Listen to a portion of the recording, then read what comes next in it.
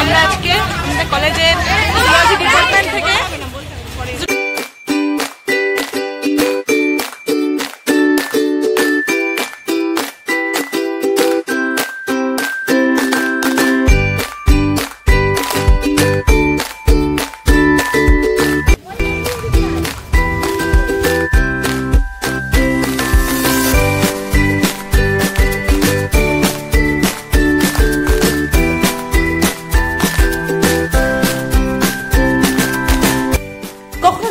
দার্জিলিং বা গ্যাংটক সফরে এসে যদি আপনি ঘন্টা কয়েকের জন্য ফুরসত পান, তাহলে আপনি হিংস্র জীবজন্তুর সাথে নিসর্গ বুনো প্রকৃতির অফুরান সৌন্দর্য আস্বাদন করে নিতে পারেন বেঙ্গল সাফারিতে এসে।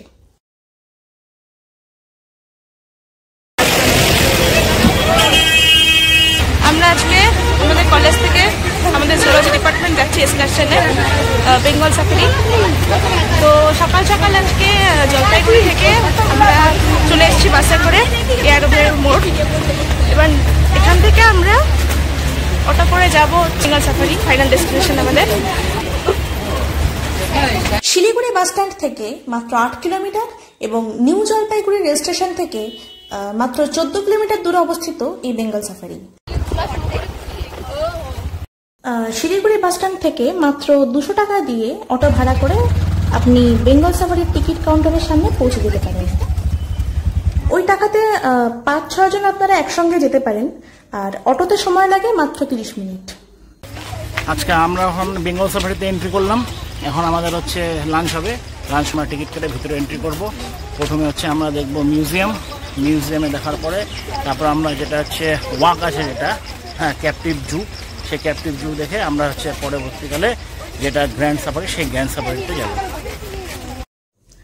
মহানন্দা ফরেস্টের শুরুতেই প্রায় 700 একর বনভূমি জুড়ে ওপেন জু হলো এই বেঙ্গল সাফারি। এটা অনেকটা পুরীর নিকটবর্তী ভুবনেশ্বরে অবস্থিত নন্দনকাননের মতো।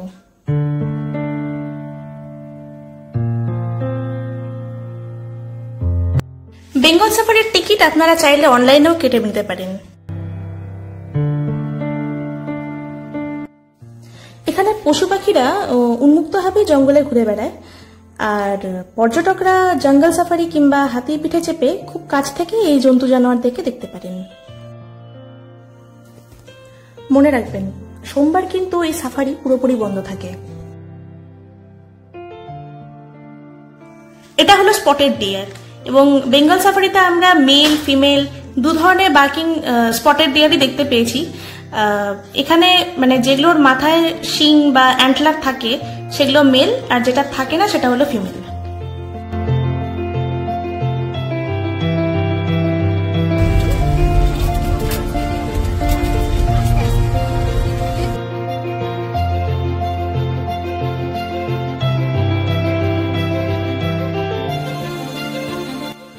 শান্ত এক নির্জন মুহূর্তে আমরা রওনা হলাম হিংস্র পশুদের সান্নিধ্য পেতে।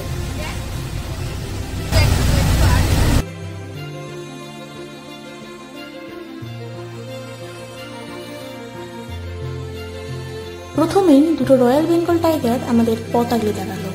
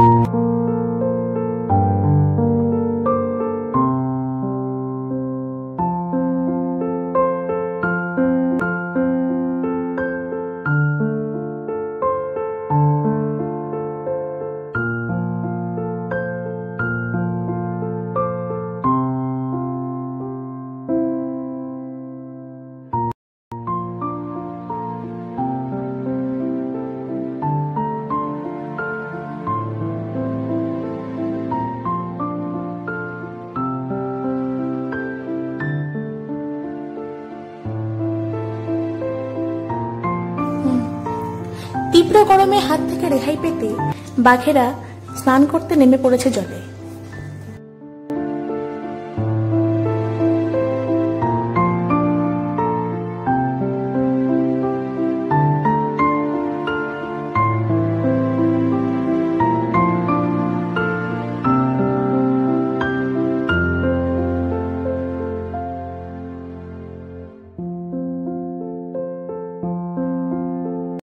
জঙ্গল সাফারির একটি অন্যতম প্রধান আকর্ষণ হল হিমালয়ান ব্ল্যাক বিয়ার।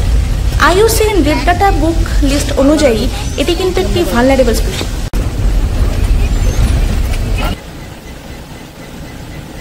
সকাল 9টা থেকে বিকেল 5টা পর্যন্ত এই সাফারি চলবে।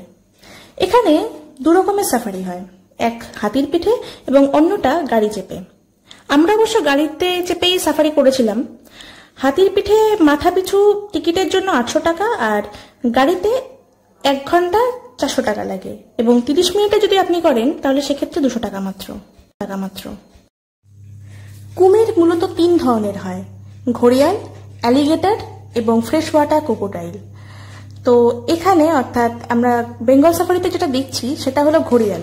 এটি কিন্তু মানুষ খেকো নয়, এটি মাছ এবং অন্যান্য বিভিন্ন জলজ প্রাণীর উপর নির্ভর করে বেঁচে থাকে। আর অ্যালিগেটর যেটা, সেটা হচ্ছে মানুষ খেকো। আর এখানে আমরা আরো যেটা দেখতে পাচ্ছি সেটা হলো টেরাপিন বা রিভার টেরাপিন আমরা যাকে বলি। এটা মূলত নদীর কচ্ছপ। আর সমুদ্রে যেটা দেখতে পাওয়া যায় সেটাকে বলা হয় টার্টেল, আর যেটা স্থলে চলাচল করে সেটাকে বলে টর্টয়েস। তো এটা মূলত টেরাপিন।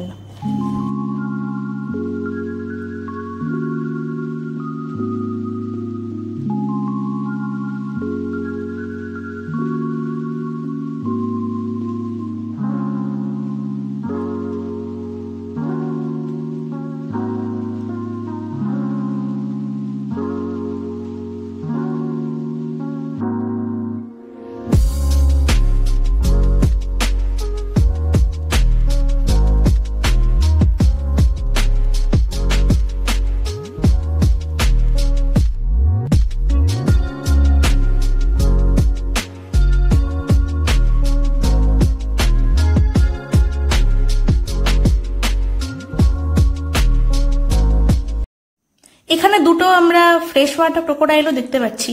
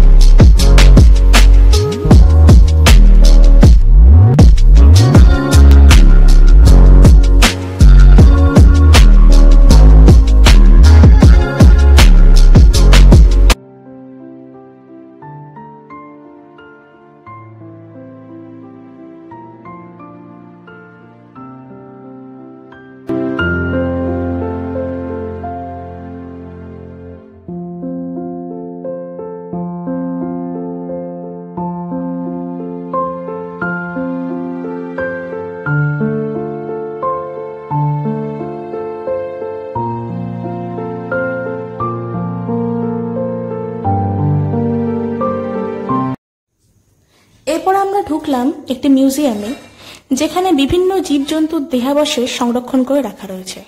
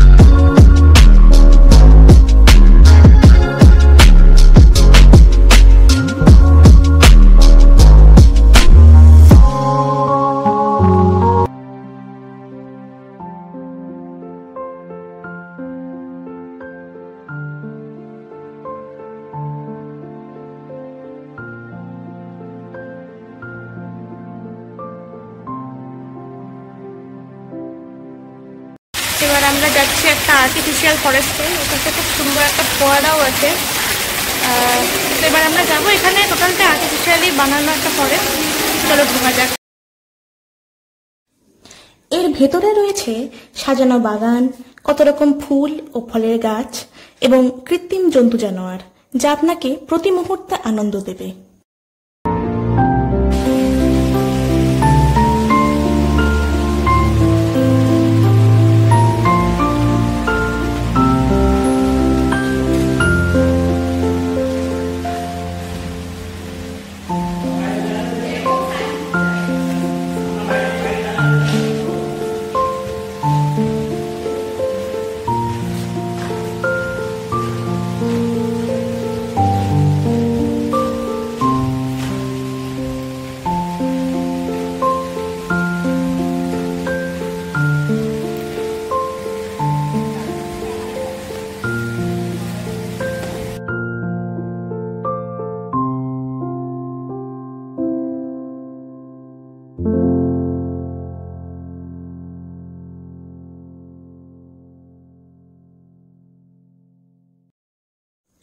এ প্রসঙ্গে বলে রাখি যে বেঙ্গল সাফারিতে ঢুকতেই বাঁদিকে চোখে পড়বে একটি বাটারফ্লাই পার্ক। এখানে দেশি এবং বিদেশি বিভিন্ন ধরনের প্রজাপতিদেরকে লালন পালন এবং সংরক্ষণ করা হয়।